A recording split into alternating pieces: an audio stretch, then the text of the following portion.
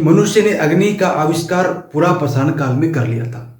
हो सकता है, लेकिन ये जो भाषा है, ये जो वाक्य की जो भाषा है वो थोड़ी ठीक नहीं है, क्योंकि अग्नि का आविष्कार कैसे होगा? आप कैसे बना सकते हो अग्नि को? कौन सा फॉर्मूला है, किस वैज्ञानिक के पास है कि अग्नि इस प्रकार बनेगी, ये फलाना मिला दिया, ये फलाना मिला दिया, अग्नि बनेगी? अग्नि का आविष्कार हो ही नहीं सकता। अग्नि की खोज की थी मनुष्य ने। अपना जो इतिहास की विषय की जो भाषा है वो थोड़ा हमें सही करने की आवश्यकता है कि इतिहास जो अग्नि की जो खोज हुई थी, ना कि अग्नि का आविष्कार हुआ था। इस बात को ध्यान रखिए। और अग्नि की खोज कब हुई थी? पूरा पाषाण काल में हुई थी, एकदम ठीक है। लेकिन समस्या कहाँ आती है? समस्या आती है कि पूरा पाषाण काल भी 3 भागों में बंटा हुआ है। एक आता है निम्न पूरा पाषाण काल, एक आता है मध्य पूरा पाषाण काल और एक आता है उच्च पूरा पाषाण काल। हम ये कह देते हैं कि अग्नि की खोज पूरा पाषाण काल में तो हुई, लेकिन समस्या कहाँ है? 3 भागों में बंटा हुआ पूरा पाषाण काल। एक तो निम्न पूरा पाषाण काल, एक मध्य पूरा पाषाण काल और एक उच्च पूरा पाषाण काल। बहुत सी किताबों में इतना ही लिखा गया है कि अग्नि की खोज मनुष्य ने पूरा पाषाण काल में कर ली, बस बात खत्म। लेकिन कई लोगों के सामने ये प्रश्न आ जाता है कि पूरा पाषाण काल के किस खंड में मनुष्य ने अग्नि की खोज की थी? तो यहां पर बात अड़ जाती है। तो पहली बात तो किस कालखंड में अग्नि की खोज की थी, इसका उल्लेख बहुत ही कम साक्ष्यों में। फिर भी मैंने अपने स्तर पर कम से कम 10 से ज्यादा ऐसे साक्ष्य जुटाए हैं, 10 से ज्यादा साक्ष्यों का अध्ययन किया है, जिनमें इस बात की चर्चा की गई है कि पूरा पाषाण काल के किस खंड में मनुष्य ने अग्नि की खोज कर ली थी। तो इस बात को ध्यान रखिए कि निम्न पूरा पाषाण काल में मनुष्य ने अग्नि की खोज कर ली थी, बात नंबर 1। इसके बाद बात नंबर आती है 2। अग्नि के विषय में मनुष्य विकासवादी दृष्टिकोण अपनाता है। अब विकासवादी दृष्टिकोण का मतलब क्या हो गया? मतलब ये हो गया कि स्टेप बाय स्टेप मनुष्य अग्नि के बारे में सीखेगा। कैसे? कि पहले तो खोज की निम्न पूरा पाषाण काल में, फिर अब खोज तो कर ली, आग जलाना सीख गया, लेकिन आग के ऊपर नियंत्रण करना नहीं सीखा। आग जलती रही और तबाही होती गई, ठीक, लेकिन नियंत्रण करना नहीं सीखा। इस वजह से निम्न पूरा पाषाण काल के आगे चलते जब तक मध्य पूरा पाषाण काल आएगा, तब तक जाते जाते मनुष्य अग्नि पर नियंत्रण करना सीख लेगा। बात ध्यान से सुनना, निम्न पूरा पाषाण काल तक मनुष्य अग्नि की खोज कर चुका था, लेकिन नियंत्रण करना नहीं सीखा। और मध्य पूरा पाषाण काल तक आते आते मनुष्य ने अग्नि पर नियंत्रण करना सीख लिया था। और उच्च पूरा पाषाण काल तक आते आते अग्नि के विषय में मनुष्य एकदम बात पूरी जानकारी ले चुका था, ठीक है। अब बात करते हैं, ये तो पूरा पाषाण काल की बात हुई, उसके बाद आता है मध्य पाषाण काल। अब पूरा पाषाण काल और मध्य पाषाण काल में मनुष्य खाद्य संग्राहक प्रकृति का ही रहा। मनुष्य खाद्य संग्राहक, शिकार किया, खाया, कलेक्ट किया, ठीक। लेकिन मनुष्य के जीवन में क्रांति कब आती है? मनुष्य के जीवन में स्थायित्व कब आता है? मनुष्य के जीवन में स्थायित्व आएगा, क्रांति आएगी नव पाषाण काल में आते आते, नियोलिथिक एज में आते आते। नव पाषाण काल में ऐसा क्या हुआ था कि मनुष्य के जीवन में क्रांति आ गई? क्या हुआ? तो ध्यान रखना, नव पाषाण काल में मनुष्य ने कृषि कार्य करना सीख लिया था। अब कृषि कार्य करना सीख लिया था, इसका मतलब ये हो गया कि मनुष्य ने एक भूमि के एक टुकड़े को सेलेक्ट किया जिसके ऊपर कृषि करेगा वो। अब कृषि तो करेगा, लेकिन कृषि की देखभाल भी तो करनी पड़ेगी। तो धीरे धीरे वो कृषि की देखभाल करना शुरू किया। अब कृषि की देखभाल करने के लिए एक आवास की, एक निवास की आवश्यकता पड़ेगी। तो उसने अपने कृषि स्थल के आसपास निवास बनाना शुरू कर दिया, उसके आसपास रहना शुरू कर दिया। तो यहां से स्थायी जीवन की प्रणाली मनुष्य सीख जाता है। तो कृषि बहुत बड़ा वरदान है, बहुत बड़ी क्रांति, पूरी की पूरी मानव सभ्यता का अस्तित्व कृषि पर टिका हुआ है। इस बात को भी ध्यान रखिए।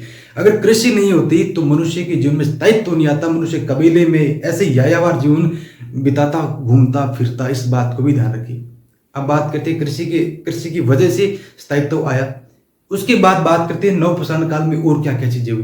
कृषि का आविष्कार हुआ, स्थायी जीवन यापन करना शुरू कर दिया। उसके बाद परिवारों का विघटन, एकाकी जो परिवार, एकल जो परिवार, उनकी प्रथा कब हुई? इसी काल में, यानी कि नव पाषाण काल में आते आते जो संयुक्त परिवार की जो प्रथा थी उसके अंदर दरारें आनी शुरू हो गई, संयुक्त परिवार टूटना शुरू कर दिया, मनुष्य अलग अलग हो गए। क्यों? क्योंकि कृषि के टुकड़े उन्होंने अलग अलग कर रखे थे और अलग अलग उन्होंने निवास बनाना शुरू कर दिया। इस बात को ध्यान की। तो ये प्राग ऐतिहासिक काल के बारे में जानकारी थी। भारत के इतिहास की शुरुआत हम कर रहे हैं, प्राग ऐतिहासिक काल से शुरू किया। उसके बाद आदि ऐतिहासिक काल आता है, और आदि ऐतिहासिक काल का मतलब होता है इतिहास का वह कालखंड जिसमें लेखन कला का विकास तो हो गया था, लेकिन उस कला को या उस लेखन कला को या उस काल से जो हमें लिखित साक्ष्य मिलते हैं उनको ठीक तरह से आज तक पढ़ा और समझा नहीं गया है। उसे क्या बोलते हैं? आद्य ऐतिहासिक काल बोलते हैं। अब सिंधु घाटी सभ्यता आद्य ऐतिहासिक काल की सभ्यता थी। कैसे, क्यों? क्योंकि सिंधु घाटी सभ्यता की जो लिपि थी, जिसको अन्य अलग अलग नामों से पुकारा गया, जैसे बस्ट्रोफेदम बीबी लाल ने पुकारा, बीबी लाल ब्रजवासी लाल ने पुकारा कि ये सभ्यता की लिपि कौन सी थी? बस्ट्रोफेदम। उसके अलावा भाव चित्रात्मक लिपि भी इसको कहा गया, उसके अलावा गोमुद्रिका लिपि भी कहा गया, सर्पिलाकार लिपि भी कहा गया। तो ये कई सारे नाम सिंधु घाटी सभ्यता की लिपि को मिलता है। अब ये जो सिंधु लिपि थी, इसको भी आज तक मनुष्य ठीक तरीके से ना तो पढ़ पाए और ना इसे समझ पाए। इस वजह से सिंधु घाटी सभ्यता को आद्य ऐतिहासिक काल की सभ्यता में रखा जाता है। इस बात का ध्यान रखना। उसके बाद ऐतिहासिक काल आता है। तो ऐतिहासिक काल वो कालखंड होगा जिसमें लेखन कला का विकास हो गया था और लिखित साक्ष्य भरा पड़ा है, उसे क्या बोलेंगे? ऐतिहासिक काल। तो अब टॉपिक पे आते हैं और सिंधु घाटी सभ्यता में जो मृत भांड और मोहरे थे उनके ऊपर बात करते हैं। मृत का मतलब होता है मृदा, मृदा यानी कि मिट्टी, और भांड शब्द का यह मतलब होगा बर्तनों से। ठीक, तो मृत भांड का शाब्दिक अर्थ क्या हो गया? मिट्टी से बने बर्तन। और उसके बाद आते हैं मोहरे। और मोहरे उस समय यानी कि सिंधु घाटी सभ्यता में मोहरे किसके रूप में प्रयोग में ली जाती थी? तो संकेत या एक मतलब प्रमाणिक रूप में उपयोग में ली जाती थी। मोहरों का उपयोग केवल सांकेतिक रूप से होता था कि ये चीज मेरी है, टप्पा लगा के भेज दी कि हाँ ये फलाने की जगह पहुंचानी है और फलाने की जगह से आई है। एक प्रतीक के रूप में, एक संकेत के रूप में मोहरों का इस्तेमाल होता था, उसमें ध्यान रखना। तो बात करते हैं मृत भांड। मुख्यतः दो प्रकार के मिलते हैं, डिजाइनदार और बिना डिजाइन के। सिंधु घाटी सभ्यता में जब उत्खनन किया जा रहा था तो उत्खनन के दौरान दो प्रकार के मृत भांड, दो प्रकार के मिट्टी के बने बर्तनों के मिलते हैं, प्रकार मिलते हैं।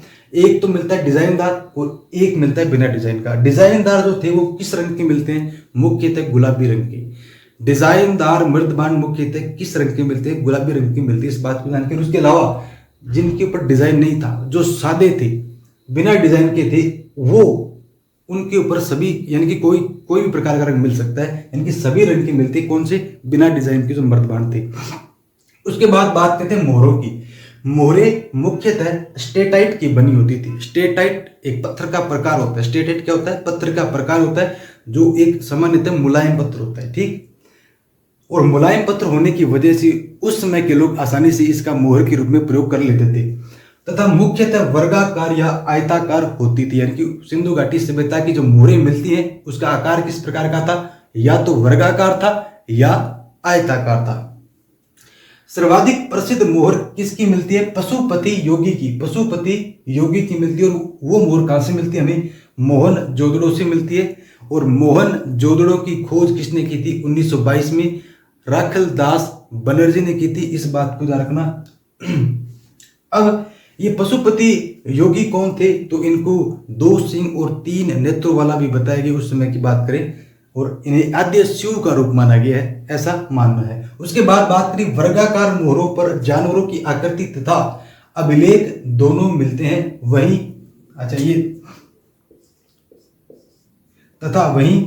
आयताकार मोहरों पर केवल संक्षिप्त अभिलेख मिले हैं। वर्गाकार मोहरों पर बात करेंगे तो उसके ऊपर किसके डिजाइन बने हुए हैं? तो जानवरों की आकृति बनी हुई है और अभिलेख भी खुदे हुए हैं। लेकिन आयताकार मोहरों की बात करेंगे तो वहां केवल और केवल क्या? संक्षिप्त अभिलेख है, छोटे छोटे अभिलेख है। और अभिलेख शब्द का अगर सीधे मतलब अगर देखें तो होता है डॉक्यूमेंट, दस्तावेज। लेकिन उस समय की बात करें तो उस समय के हिसाब से अभिलेख का मतलब होगा किसी कठोर सतह पर खुदा हुआ कोई दस्तावेज। ठीक है, कोई भी लिखित साक्ष्य जो कठोर सतह पर खुदा हुआ होगा उसे क्या बोलेंगे? अभिलेख बोलेंगे। तो ये मृत भांड और मोहरों से संबंधित जानकारी। इसके अलावा बात करते हैं सिंधु घाटी सभ्यता के लोगों का धार्मिक और राजनीतिक जीवन किस प्रकार का था, इस पे बात करते हैं। लेकिन इस पर बात करने से पहले हमें 2 शब्दों की जानकारी होनी जरूरी है। पहला, धार्मिक शब्द किस शब्द से बना है? धर्म से। और राजनीतिक जीवन या राजनीतिक जो शब्द है किससे निकला है? राजनीति से। अब ये धर्म और राजनीति का क्या कंसेप्ट है? तो ध्यान रखना, धर्म शब्द का मतलब होता है धारण करना, और ये द्वि धातु से बना है संस्कृत के। अब धारण करना, क्या धारण करना, धर्म का अर्थ धारण करना, धारण क्या करेंगे? मनुष्य अपनी अंतरात्मा में जिन सद्गुणों को धारण करता है उसे हम क्या बोलते हैं? धर्म कहते हैं। या मनुष्य अपने हृदय में, अपनी आत्मा में, अपनी अंतरात्मा में जो भी नाम हो, जो भी नाम देना चाहे, उसमें जो भी गुण धारण करता है उसे क्या बोलते हैं? धर्म बोलते हैं। जैसे अग्नि का धर्म है जलना, चीनी का या गन्ने का धर्म है मिठास, वायु का धर्म है बहना, पानी का धर्म है बहना, प्रवाहित होना। उसके अलावा बात की जाए राजनीति की। अब प्राचीन भारत में 4 प्रकार की विद्याएं प्रचलित थी। एक का नाम था त्रयी, और एक था वार्ता, एक थी आन्वीक्षिकी और एक थी दंड नीति। अब ये चारों विद्याओं में सबसे अंतिम जो मैंने नाम बोला दंड नीति, यही दंड नीति आगे चलकर किसका रूप धारण करती है? राजनीति शास्त्र का या राजनीति विज्ञान का रूप धारण करती है। ठीक, तो धर्म से धार्मिक लेंगे और राजनीति से यह क्या बनाएगी? राजनीतिक जीवन की। तो सिंधु घाटी के लोग धर्म को किस प्रकार अपने जीवन में उतारते थे, या धर्म के बारे में उनका क्या मानना था, या धर्म से जुड़ी हुई चीजें हमें क्या क्या मिलती है सिंधु घाटी सभ्यता से, तो देखते हैं। देवियों में मातृ देवी तथा देवताओं में पशुपति महादेव या पशुपति योगी या आद्य शिव मुख्य थे। अब देवियों में मातृ देवी की बात करते हैं तो कई जगहों पर ऐसा उल्लेख मिलता, ऐसा प्रमाण मिलता है कि जैसे किसी मोहर पर एक महिला की या नारी का चित्रण किया गया और उसमें से उसके गर्भ से पौधा निकलता हुआ दिखाया गया, तो ये संभव हो सकता है, इतिहासकारों के अनुसार ये हो सकता है कि ये पृथ्वी माता की या मतलब धरती माता की कोई मूर्ति या धरती माता को उसमें पूजा जाता था, ऐसा मानना है। एक सींग तथा बिना कुबड़ के बेल का बेल क्या था? पूजनीय था। एक सींग होगा और उसकी कुबड़ नहीं होगा, यानी कि कुबड़ रहित बेल हड़प्पा सभ्यता में पूजनीय माना जाता था। जिस प्रकार आज गाय पूजनीय मानी जाती है उसी प्रकार वहां क्या माना जाता? बेल। कालीबंगा व लोथल से अग्नि पूजा के प्रमाण मिलते। कालीबंगा और लोथल से क्या मिलता है? अग्नि पूजा के प्रमाण मिलते हैं। कालीबंगा और इनसे अग्नि वेदिकाएं मिलती है। ठीक है। स्वास्तिक चिन्ह हड़प्पा सभ्यता की देन है। स्वास्तिक चिन्ह हम सब जानते हैं, जिसको हम सामान्य भाषा में संख्या भी बोलते हैं। तो ये किस सभ्यता की देन है? हड़प्पा सभ्यता की देन है। किस सभ्यता की देन है? हड़प्पा या सिंधु घाटी सभ्यता की देन है। एल बासम अनुसार सुनियोजित व्यवस्थाओं को देखकर लगता है कि नगरीय सरकारें रही होगी। एल बासम कौन है? आर्थर लेवेलिन बासम इनका पूरा नाम है, और ये इंग्लैंड के प्रसिद्ध इतिहासकार थे और भारतविद थे। ठीक, इनका ये मानना था कि सिंधु घाटी के स्थलों का जब हम उत्खनन करते हैं, जब उनकी सर्वेक्षण किया जाता है, उनका सर्वेक्षण किया जाता है, तो बड़ी बड़ी चीजें सामने आती है। जैसे उन्नत जल निकास प्रणाली आती है, ग्रिड पद्धति आती है, इनकी सड़कों का जो समकोण के ऊपर एक दूसरे को काटना वो आता है। सड़कों का निर्माण और रख रखाव के लिए और उनकी साफ सफाई के लिए भी संस्थाएं हुआ करती थी, ऐसा प्रतीत होता है। उसके अलावा नालियों का पाया जाना और भी कई सारी चीजें थी, जैसे कि शल्य चिकित्सा के प्रमाण मिलना, उसके अलावा बंदरगाहें मिलना, उसके अलावा अन्न गृह मिलना, उसके अलावा स्टेडियम, महाविद्यालय, तमाम चीजें मिलती है। तो इन सारी व्यवस्थाओं को देख करके एल बासम महोदय क्या कहते हैं कि सुनियोजित व्यवस्थाओं को देखकर लगता है कि नगरीय सरकारें रही होगी। अब बिना सरकार के तो ये संभव ही नहीं है भी, यानी कोई ना कोई संस्था तो रही होगी जो इनका मैनेजमेंट करती थी। अब बिना कोई संस्था के, बिना कोई संगठन के इनका मैनेजमेंट करना मुश्किल है, असंभव सा लगता है। तो ये सारी व्यवस्थाओं को देख करके एल बासम महोदय ने क्या लिखा कि इन सब व्यवस्थाओं को देख करके ऐसा लगता है कि कोई ना कोई गवर्नमेंट, कोई ना कोई संगठन तो उस समय रहा होगा। अब एक बात और यहाँ ध्यान रखना है, आर्थर लेवेलिन बासम के मुख्य जो शिष्य थे वो भारत के राम शरण शर्मा थे, और ये भारत के इतिहासकार है। इस बात को ध्यान रखना, इतिहासकार थे वैसे 2011 में उनका निधन हो गया 91 वर्ष की आयु में। तो राम शरण शर्मा जो मुख्यतः 115 पुस्तकें लिख चुके हैं। ठीक है, और ये ICHR Indian council of historical research के अध्यक्ष भी रह चुके हैं, संस्थापक सदस्य भी रह चुके हैं। तो राम शरण शर्मा इन एल बासम महोदय की शिष्य भी रह चुके हैं। और राम शरण शर्मा की जो मुख्य पुस्तकें थी प्राचीन भारत का इतिहास, जो हर जगह चलती है, प्रत्येक यूनिवर्सिटी में पढ़ाई जाती है, कॉलेज में पढ़ाई जाती है, MA BA में लगती है। और इसके अलावा शूद्रों का इतिहास में उन्होंने एक पुस्तक लिखी थी, वो भी काफी चर्चित रही थी।